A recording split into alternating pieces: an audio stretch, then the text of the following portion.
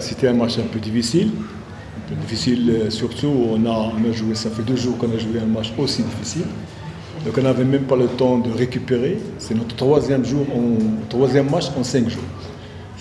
C'est un peu difficile pour les joueurs. Surtout, c'est des joueurs qui reviennent de blessures. Mais le résultat pour nous, ça ne nous plaît pas. C'est normal.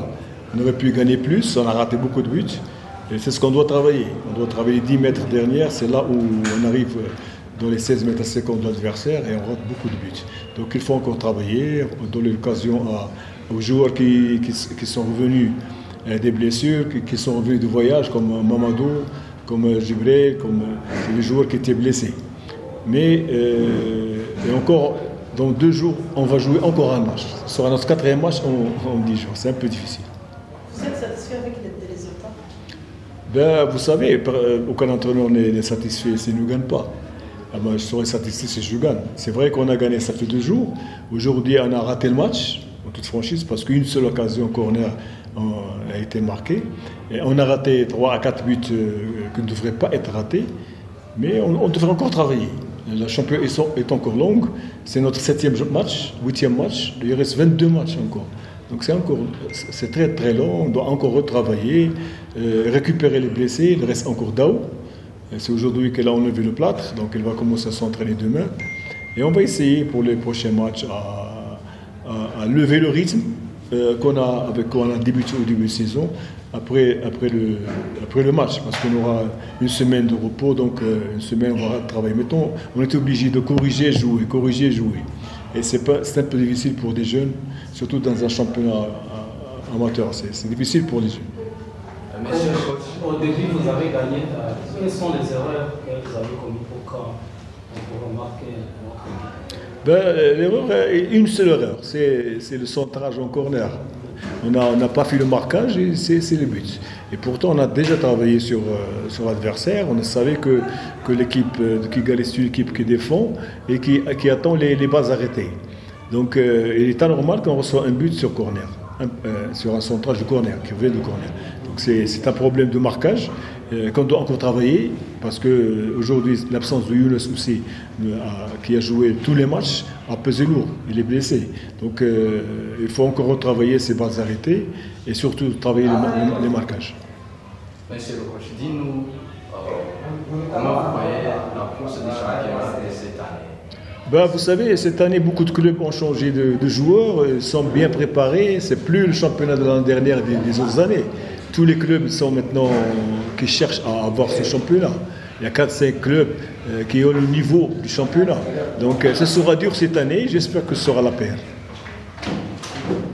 Comment vous êtes préparé le match suivant avec les enseignes? Les joueurs vont au centre pour les massages, dormir, regarder la vidéo d'aujourd'hui et puis on va préparer le match. On ne va même pas travailler parce que c'est impossible. Quand on joue 3 matchs sur 5 jours et puis tu reçois encore un match dans 2 jours, c'est un peu difficile pour les jeunes.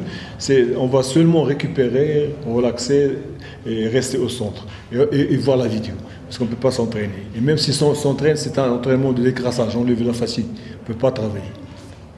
Il y a quelque chose que vous allez corriger? Oui, il y a beaucoup de choses à corriger parce que, vous savez, un coach, mon problème, c'est qu'on arrive aux 16 mètres 50. C'est chez l'adversaire. Et les 10 derniers matchs, c'est notre problème. Il faut qu'on concrétise les actions.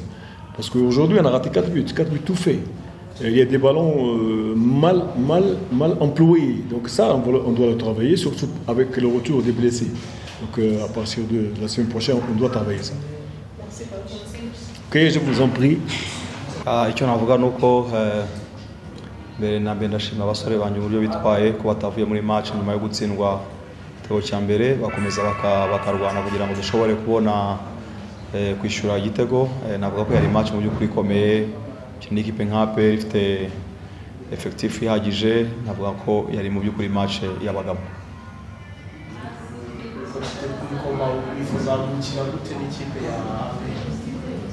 Mu by'ukuri nk'uko nari nabivuze, ntabwo turahagera ku mwanya twifuza, turi mu mwanya utari mwiza. So ni match twifuza byibuze ko twabona intsinzi uyu munsi, ko byari kudufasha kugira ngo dushobore kujya imbere ho kurushaho. Ariko ntibikunze ko APR ntabwo ari ikipe ntoya, ni ikipe ni match wabona harimo imibare myinshi. Navuga ko gusa ntabwo byaduhiriye uyu munsi nkurikije uburyo twageze imbere y'izamu urebye nka Tarsis imipira myinshi ari imbere y'izamu ari wenyine ukabona control iranze navuga ko yari nka malchance ariko nanone nkavuga ngo point kuri match nk'iyi navuga ko mu by'ukuri ntabwo ari bibi.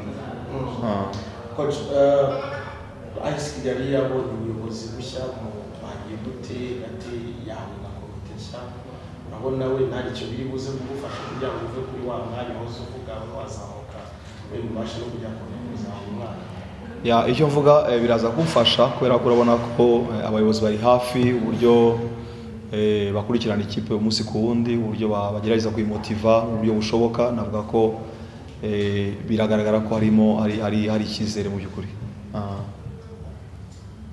Yego coach navuga ngo ngira ngo wenda umutekinisiye cyane kurusha we n'administrateur ariko mu minsi yashize twabonye amabaruwa atandukanye ya Dr. Bakumya Emmanuel yihana komite yagiyeho ngira ngo mu buryo bwa tekinike ntabwo ushobora kwangiza uburyo mukina.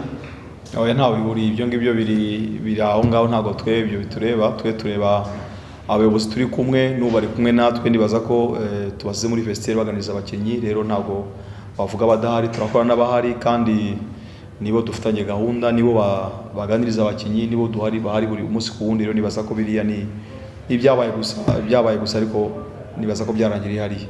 Yego kugira ngo umukino uka natsinze ikipe ya Rayon Sport munganyije n'ikipe ya APR avuga ngo ntabwo ari amakipe mabi ariko mukino utaha murategura gute kugira ngo mwavanse mushaka amanota dore ko muracyari inyuma y'imikino ihari. Icyo navuga dufite match na Gicumbi navuga ko ni match ikomeye mu by'ukuri ntabwo muri shampiyona na match bavuga ngo uje gukina wizeye kuri bubone y'intsinzi icyo twifuza nuko tuyitegura neza kugira ngo tuzashobore kuyitsinda kugira ngo dushobore nabwo kugera imbere ariko icyo navuga nuko ikiri positif n'uburyo ubona equipe irimo kuzamuka umunsi ku wundi rero turashaka gukomeza dukipinge iyo level bariho turebe ko twarushaho kuzamuka wenda match ziri imbere bizashobore kuba byiza kurusha uyu munsi.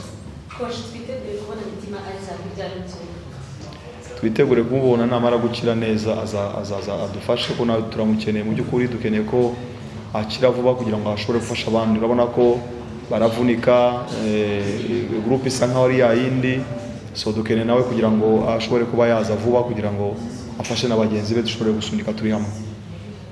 Murakoze cyane.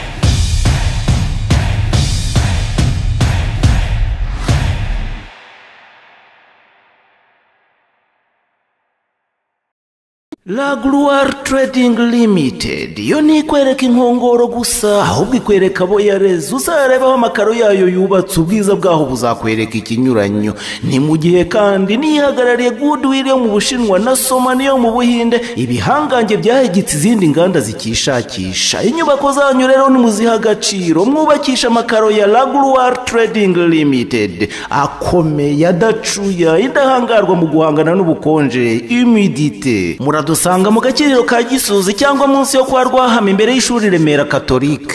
La Gloire Trading Limited, good tiles, good price. Umaze iminsi wibaza ahantu hizewe wajyana imodoka yawe ikongera ikamera neza nk'ivuye ku ruganda? Junior Auto Clinic Limited ni garage rigezweho riri mu ya mbere mu Rwanda. Dukora ubukanishi rusange, tugakora boîte de vitesse, diagnostic, aho twifashisha imashini scanner zigezweho. Dukora amashanyarazi y'imodoka, suspension, turagorora tukanatera n'amarangi bikaza ukwabyo, tukanashyira amatara n'amapine ku murongo hamwe n'ibindi byinshi. Iwacu twakira imodoka zose, zaba izinywa karibira, hybrid hamwe na full electric. Ese wari uzi ko burya za pièces de rechange zidapfa kuboneka ino tuzigutumiriza ibwota amasimbi zikaza mu gihe cyihuse cyane utarinze gutegereza? Ntabwo tuvura imodoka byonyine, tunigisha ubukanishi aho ishuri ryacu ritanga impamyabumenyi buri mezi 6. Turi igaraje ryemewe n'inzego zose. Ushaka kutugana duherereye i Musanze hepfo ya gare, urenze kuri controle technique inyuma ya Mars Hotel, neza ku ruhande ruriho ikaragiro. Ku bindi bisobanuro hamagara 0783 03 161.